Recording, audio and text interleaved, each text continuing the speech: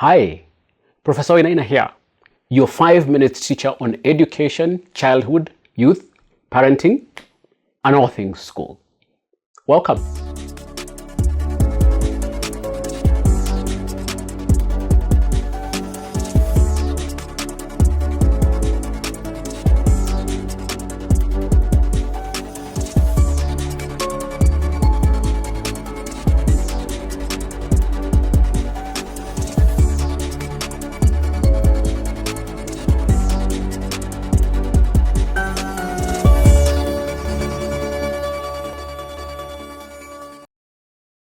School uniform. We wear it for more than 15 of our most formative years. The school uniform is a symbol of the traditional schooling system's deepest and most damaging sins. When our children wear uniform each day, they are not just slipping into clothes, they are stepping into a role crafted by an institution that often values conformity over creativity, compliance over curiosity, and uniformity over individuality. The uniform we wore and our children wear is the most telling symbol of what school is.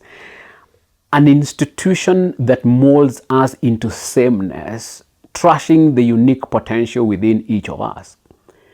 In a modern world driven by diversity, the irony is striking. Schools, places that should be nurturing the minds of the future into diversity, often end up stifling them by standardizing them through school uniforms and other unfortunate structures. Instead of encouraging us to explore our unique talents and perspectives, we are too often forced to fit in, to align ourselves with the uniform, and to avoid standing out.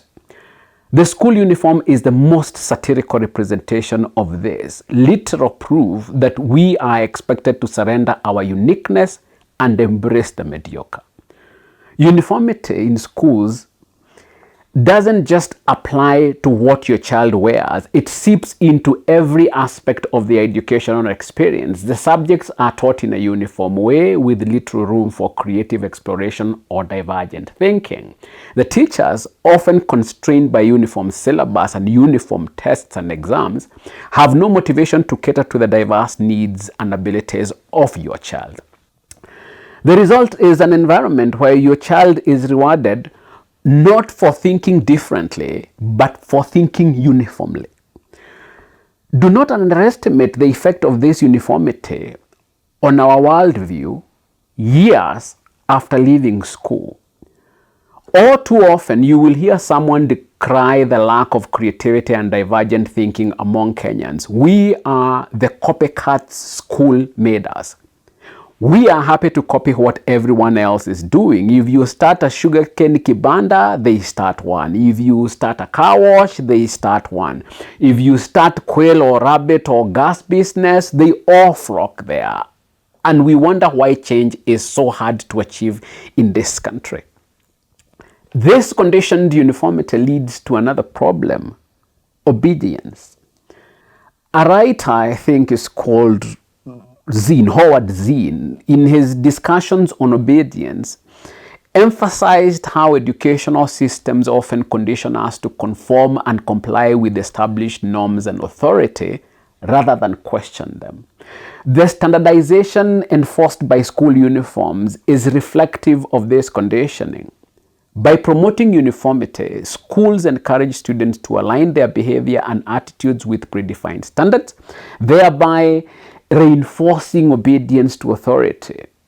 Molded by such uniformity, we are more inclined to adhere to and perpetuate the status quo, reflecting Zinn's concern that educational structures often reinforce compliance rather than fostering independent, critical, and even transformative thinking.